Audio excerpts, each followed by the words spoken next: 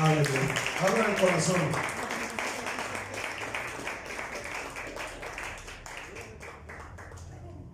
Bendiga. Vamos a pasar buen tiempo. Si puede, abra su Biblia en Josué. Abra su Biblia en Josué o encienda su Biblia en Josué. Josué 1.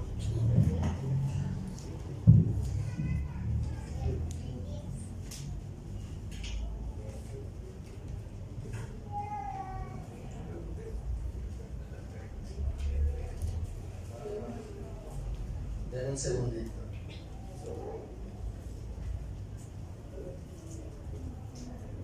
Amén. Josué 1.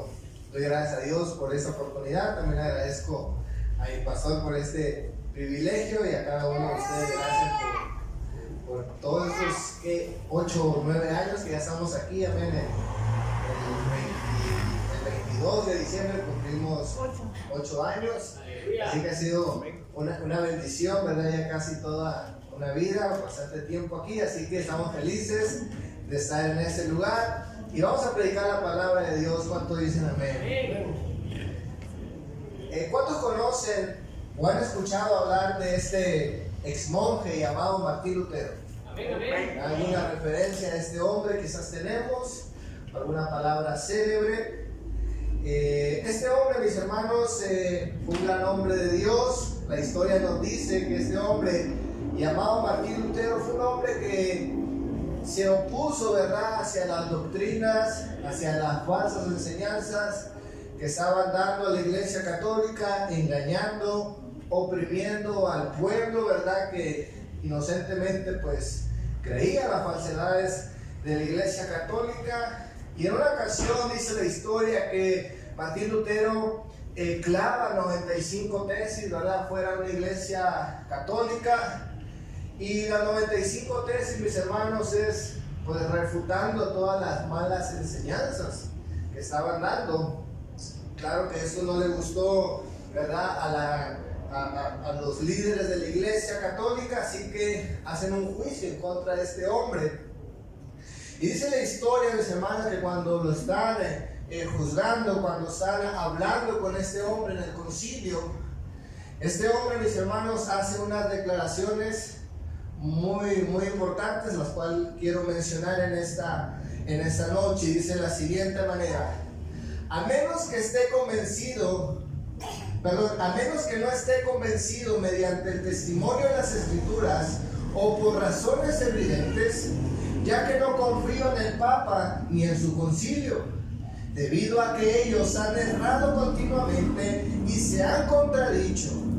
Me mantengo firme en las Escrituras, a las cuales he adoptado como mi guía. Mi conciencia es prisionera de la palabra de Dios y no puedo ni quiero revocar nada, reconociendo que no es seguro o no es correcto actuar en contra de la conciencia. Y termina diciendo que Dios me ayude. Amén. Y él enfrentó, mis hermanos, todo lo que tuvo que enfrentar, persecución por la misma iglesia, pero él dijo, ¿verdad?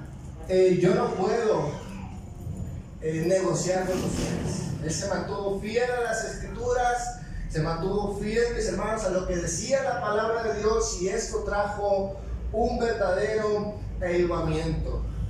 En otras palabras, mis hermanos, este hombre recuperó la centralidad de la palabra de Dios en el mensaje que se compartía a las personas que no conocían de Cristo. Ahora, mis hermanos, la pregunta es: ¿cómo se logra que una persona construya una lealtad tan determinada a la palabra de Dios? ¿Cómo se logra? ¿Verdad? Seguramente, mis hermanos, esta posición de este hombre no fue algo mágico, no fue algo de la noche a la mañana, no se levantó emocionado, sino que esta lealtad, mis hermanos, la fue construyendo a través de su intimidad con la palabra de Dios. Y de eso quiero hablar en esta noche. Una de las claves, mis hermanos, que nos pueden ayudar a tener una lealtad a la palabra de Dios Le he titulado este sermón La disciplina del estudio bíblico. Vamos a leer Josué capítulo 1 versículo 8. Dice la palabra de Dios: nunca se apartará de tu boca este libro de la ley, sino que de día y de noche meditarás en él, para que guardes y hagas conforme todo lo que en él está escrito, porque entonces harás prosperar tu camino y todo te saldrá bien. Vamos a orar. Padre, te damos gracias en esta noche, Señor, por este maravilloso tiempo. Señor, yo te pido que bendigas a mis hermanos, Señor, que han venido, Señor, a escuchar tu palabra, a recibir una enseñanza, Señor, a ser transformados. Yo te pido, Señor mi Dios, que a través de este sermón salgan amando tu palabra, Señor, y salgan amando a Cristo Jesús, que murió por nosotros en la cruz del Calvario. Yo te doy gracias en el nombre de Cristo Jesús. Amén. La disciplina del estudio bíblico. Y vamos a ver en primer lugar la demanda al estudio bíblico. La demanda que nos hace nuestro texto. Ahora, mis hermanos, estamos leyendo el libro de Josué, ¿verdad? Un libro muy emocionante, un libro donde se menciona, ¿verdad?, cómo el pueblo de Dios se introduce a la tierra prometida y cómo, mis hermanos, se utilizan diferentes estrategias para vencer al enemigo, ¿verdad? Y el enemigo también tiene estrategias para incluso engañar al pueblo de Israel. Y bueno, es un libro muy emocionante, hay mucho drama, mucha acción, ¿verdad?, en el libro de Josué, y historias muy tristes también. Pero, mis hermanos, estamos viendo que el deseo de Dios para el pueblo de Israel es que tomen posesión de lo que un día se prometió, ¿verdad? Van hacia la conquista. Y la palabra de Dios, mis hermanos, sabe que esto no se va a lograr únicamente con esfuerzo.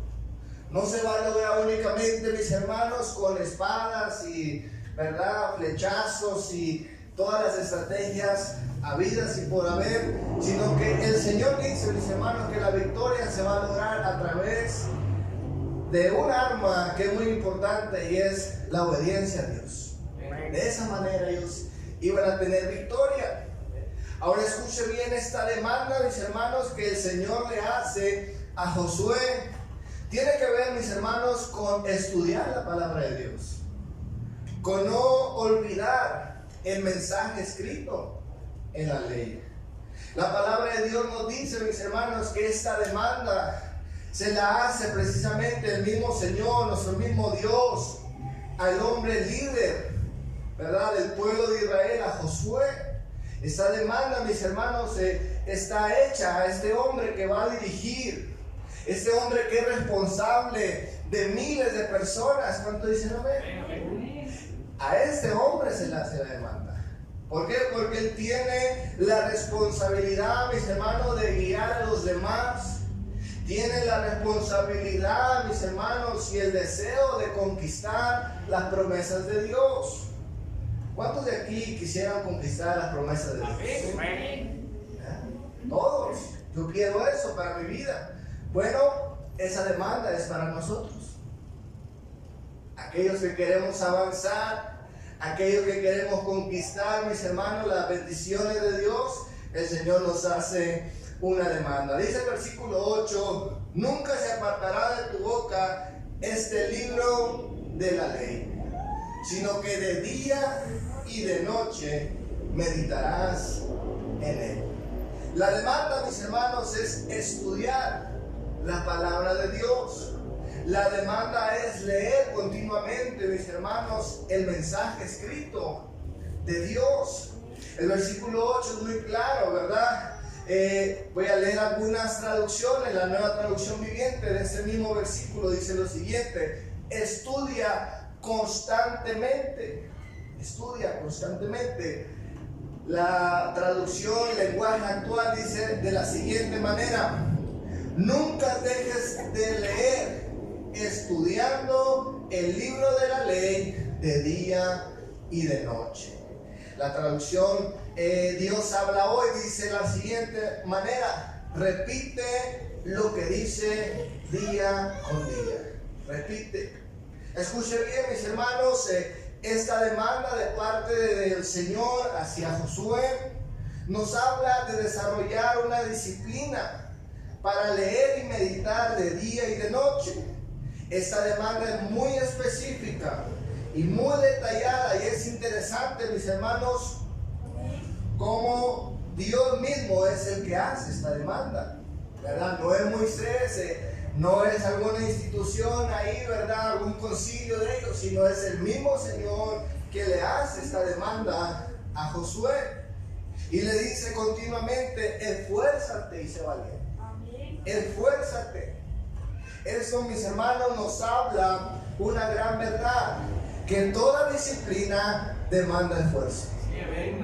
Toda disciplina demanda esfuerzo. La palabra disciplina significa lo siguiente: es la capacidad de actuar de forma ordenada y perseverante para conseguir un propósito. Exige planificación u orden, evitando las improvisaciones y soportando con todos los sacrificios que esto ocasiona. Por eso el Señor le dice: mira, vas a leer mi palabra de día y de noche. No vas a improvisar, no vas a decir, bueno, cuando tengas tiempo, ¿verdad? Ahí, si estás medio desocupado, bueno, pues te tomas un tiempo para que te recuerdes lo que yo te dije. No es lo que Dios dice. El Señor le dice: bueno, vas a ordenar tu vida, vas a formar una disciplina de día y de noche. ¿Cuánto dicen amén? El Señor hace esta demanda porque precisamente, mis hermanos, quiere que conozcamos su voluntad.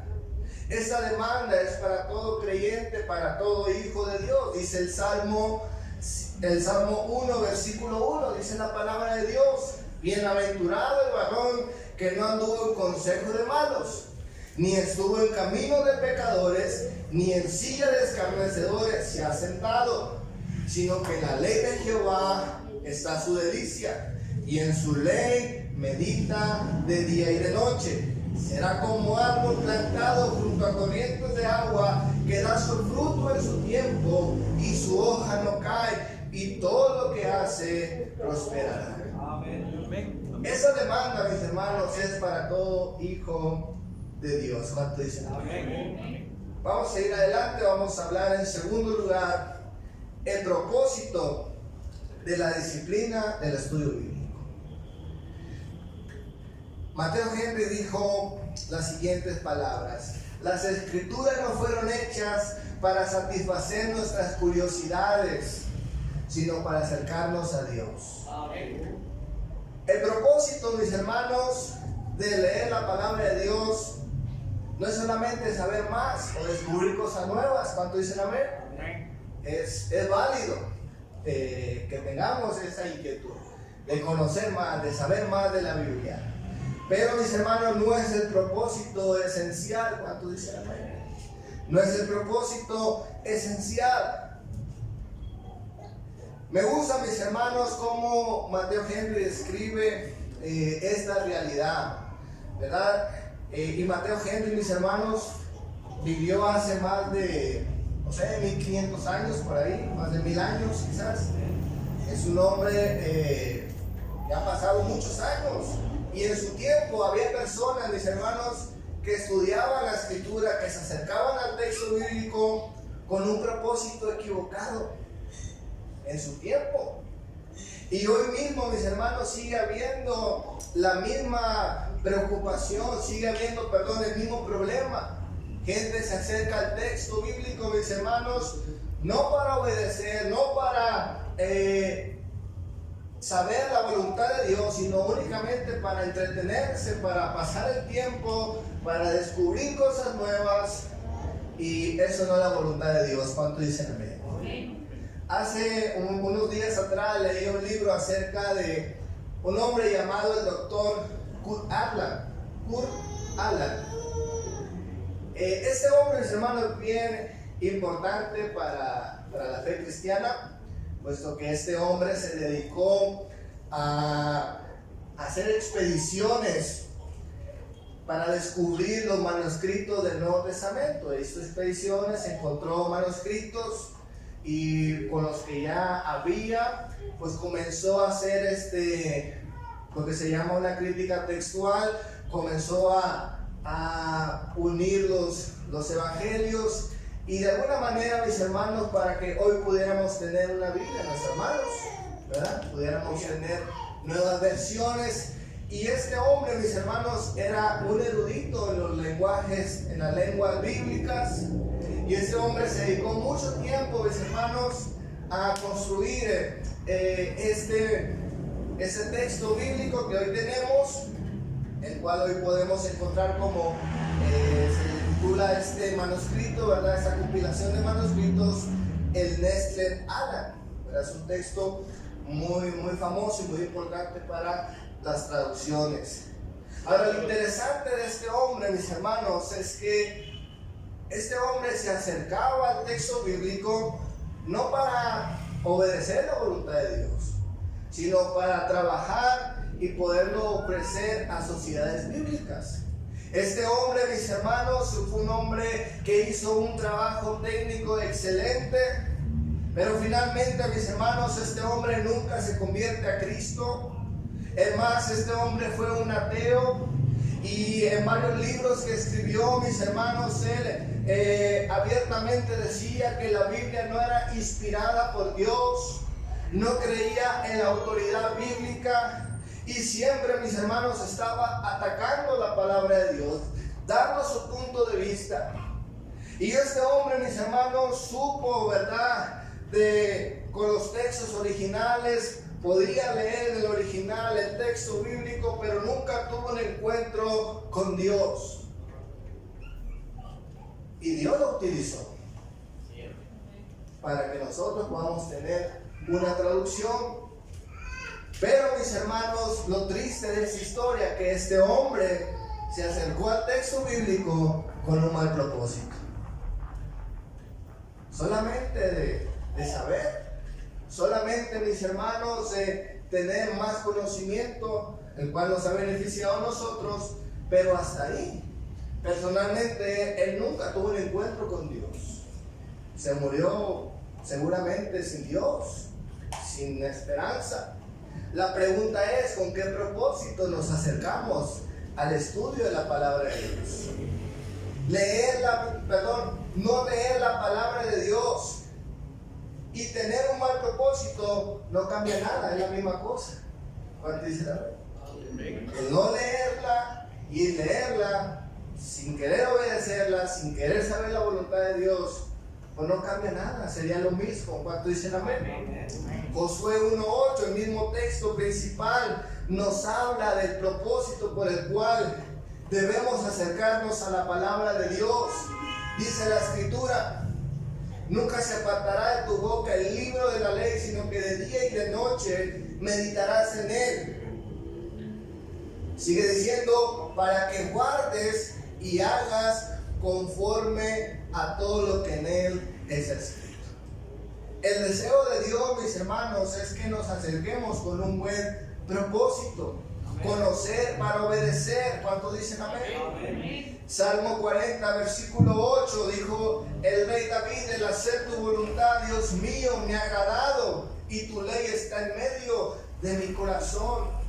Él se acercaba, mis hermanos, al texto bíblico, y dice la palabra de Dios que él decía que el hacer la voluntad de Dios le agradaba, se sentía feliz, por una razón: porque la ley estaba en medio de su corazón, estaba cerca de él, y él se gozaba en hacer la voluntad de Dios.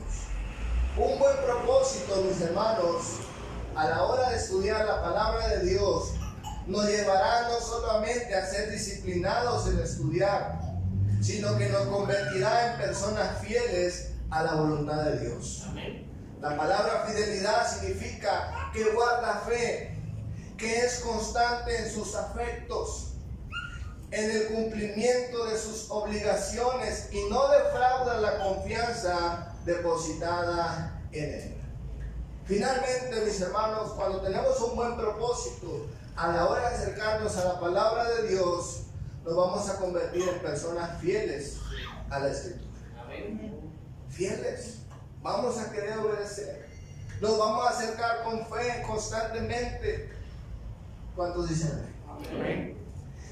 Hay un texto, mis hermanos, que me llama mucho la atención. Y hace muchos años lo leí y siempre pensaba en una persona, no en la iglesia más, sino de la Biblia.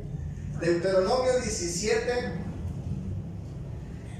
Aquí la palabra de Dios, mis hermanos, dirige unas palabras. Deuteronomio 17, versículo 14. El Señor dirige unas palabras al pueblo de Israel, anticipándose a lo que años más tarde va a ser el pueblo de Dios, que es levantar reyes. El Señor se anticipa y les dice: miren, cuando vayan a levantar un rey, esas son las instrucciones que les doy, esos son los requisitos que tienen que cumplir y esas son las demandas para el que va a ser rey de Israel. Dice la palabra de Dios, versículo 14 en adelante: cuando hayas entrado a la tierra que Jehová tu Dios te da y tomes posesión de ella y la habites y digas: de un rey sobre mí como todas las naciones que están en mis alrededores, ciertamente pondrás por rey sobre ti al que Jehová tu Dios escogiere. De entre tus hermanos pondrás rey sobre ti, y no podrás poner sobre ti a hombre extranjero que no sea tu hermano. Pero él no aumentará para sí caballos, ni hará volver al pueblo a Egipto con el fin de aumentar sus caballos. Porque Jehová os ha dicho: no volváis nunca por este camino, ni tomará para sí muchas mujeres, para que su corazón no se desvíe.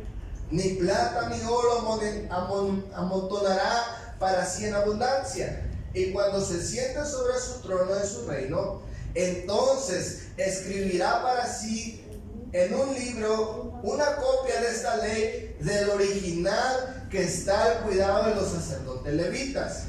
Y no tendrá consigo, lo tendrá consigo, y leerá en él todos los días de su vida, para que aprenda a temer a Jehová su Dios, para guardar todas las palabras de esta ley y estos estatutos, para ponerlos por obra, para que no se eleve su corazón sobre sus hermanos, ni se aparte del mandamiento a diestra y a siniestra, a fin de que prolongue sus días en su reino, él y sus hijos en medio de Israel. Es una escritura maravillosa. ¿Cuánto dicen?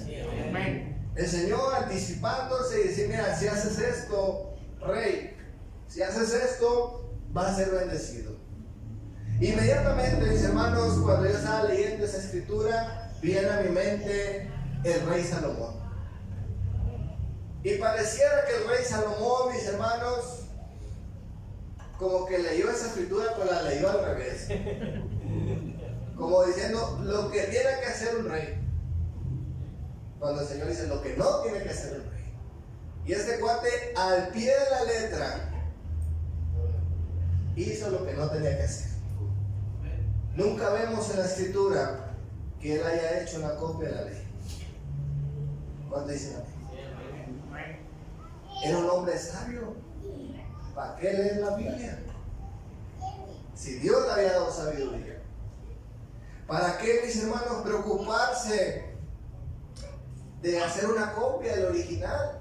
Escucha aquí la palabra de Dios hablando de que el sacerdote tenía que guardar la copia del original para evitar manipulaciones y cosas. Y dice la palabra de Dios, mis hermanos, que Salomón no obedeció a esto y su reino fue cortado. Y tengo un estudio ahí preparado de Salomón, cosas terribles de él, amén, que no es muchas veces lo que percibimos de él. Hay mucho más, y tomando como referencia este capítulo, este versículo, nos damos cuenta que fue un tremendo rey, amén. Fue muy canijo. Lo que nos da a entender aquí la palabra de Dios, mis hermanos, es que el rey tenía que hacer caso al texto bíblico para obedecerlo, un propósito. Y en el caso de Salomón no lo hizo, y usted conoce la historia de Salomón, ¿verdad? Un hombre que hizo muchas cosas buenas y muchas cosas malas también. Bueno, vamos a ir adelante, mis hermanos. La motivación siempre debe ser agradar y obedecer para estar dentro de la voluntad de Dios. Sin duda alguna, mis hermanos, eso es una gran advertencia, y por la misma razón nosotros debemos acercarnos al texto bíblico para obedecerlo en nuestras vidas. ¿Cuánto dicen amén? Quiero hablar en tercer lugar, rápidamente, el resultado de la disciplina del estudio bíblico. El resultado. Porque el Señor, mis hermanos, hace demanda, ¿verdad? Nos dice que el estudio tiene que ser una disciplina constante, diaria. Nos habla, mis hermanos, acerca de tener un buen propósito. Y aunque eso pareciera muy difícil, aunque esto pareciera que se demanda mucho esfuerzo, la recompensa vale la pena. Amén. ¿Cuánto dicen amén? La recompensa, mis hermanos, vale la pena. Podríamos resumir esa recompensa en bendición y éxito. Pero como nos gusta estudiar la Biblia, vamos a ver qué es lo que dice la palabra de Dios. Vamos a leer el versículo 8 de nuestro texto. Nunca se apartará de tu boca este libro de la ley, sino que de día y de noche meditarás en él, para que guardes y hagas conforme a lo que en él está escrito, porque entonces harás prosperar tu camino y todo te saldrá bien. ¿Cuántos quieren eso? Amén. Recuerden, mis hermanos, que esas palabras se escriben en un contexto de conquista, ¿verdad? El pueblo va a entrar a conquistar. Y como ya hablamos anteriormente, mis hermanos, el libro de Josué,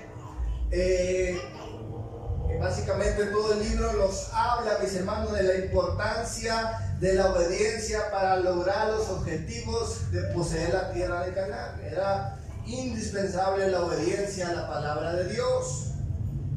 Ahora bien, mis hermanos, esa conquista iba a ser a través de la obediencia. La palabra de Dios nos habla en Efesios 6, versículo 17. Nos dice la palabra de Dios una tremenda verdad. Efesios 6, versículo 17, dice la palabra de Dios: y tomad el yelmo de la salvación y la espada del Espíritu, que es la palabra de Dios. De la manera, mis hermanos, que vamos a conquistar, de la manera que vamos a ganar nuestras luchas, va a ser a través de la espada del Espíritu. Los comentaristas dicen, mis hermanos, que el libro de Efesios y el libro de Josué son libros muy paralelos. Nos habla de lo mismo, de conquista, pero acá en Josué acerca de un territorio, ¿verdad?, terrenal, físico, y en Efesios, mis hermanos, nos habla de promesas espirituales, de promesas eternas, de una vida eterna, de un cielo. Pero ambas cosas, mis hermanos, tienen que ver con la palabra de Dios. Nuestro medio, mis hermanos, de pelea, nuestra arma de guerra es la palabra de Dios. No hay otra. ¿Cuánto dicen amén? No hay otra. Vamos a nuestro texto principal, pero se lo quiero leer en la traducción Septuaginta. Dice las siguientes palabras: entonces bien te encaminarás y bien caminarás. Caminarás bien tus caminos y entonces acertarás. Me gustó esa traducción por lo que dice al final, que nos vamos a encaminar y vamos a caminar bien en la vida. Y no solamente eso, dice, y entonces vas a acertar. ¿Cuántos se han cansado, mis hermanos, de malos resultados de la vida? De pecar. Incluso la misma palabra pecado significa no darle al blanco, ¿ah? Y aquí esa traducción me gusta porque dice, entonces vas a acertar. Le vamos a dar al blanco. Vamos a estar en la dirección correcta. La Biblia de las Américas, en ese mismo texto, dice, finalmente tendrás éxito. Y esa es una palabra que nos gusta, ¿verdad? Tener éxito, tener bendición. En nuestra vida cristiana, mis hermanos, estamos cansados de malos resultados. El día de ayer estuvimos escuchando un sermón sobre finanzas y nuestro pastor habló de una tremenda verdad.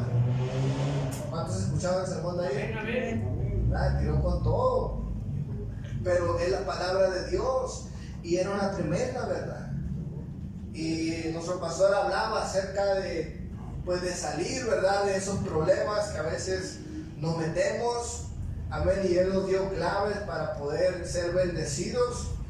Y bueno, yo puedo testificar que mis padres han sido un ejemplo en esa área, ¿verdad? Quizás no son millonarios, pero yo sé que son buenos administradores, ¿verdad? Y yo sé que Dios los bendice. El otro día mi mamá dijo que se había encontrado un dinero en una bolsa que estaba ahí. Y me dio curiosidad porque compró un montón de cosas, ¿verdad? Y que le iba a mandar dinero a mi hermana y que no sé qué. Dije, no creo que se haya encontrado ese dinero en su bolsa. Para mí que alguien la bendijo, ¿verdad? Y yo creo que alguien la bendijo, pero es Dios. ¿Cuánto dicen amén? Yo puedo ver sus vidas que son fieles a Dios, bendicen a la gente, amén, y Dios los bendice. Dios los bendice, porque la palabra da resultados. ¿Cuánto dicen amén? La palabra de Dios da resultados. Finalmente, mis hermanos, la disciplina nos da como resultado una lealtad a la Escritura. Una lealtad. Hablamos de disciplina, fidelidad, pero finalmente de una lealtad.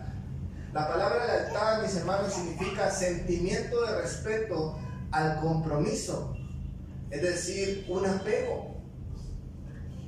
Mis hermanos, en nuestro texto, en el versículo 7, dice la palabra de Dios, Josué 1:7, un versículo atrás de nuestro texto principal, dice la palabra de Dios: solamente esfuérzate y sé muy valiente para cuidar de hacer conforme a toda la ley que mi siervo Moisés te mandó. No te apartes de ella, ni a diestra ni a siniestra, para que seas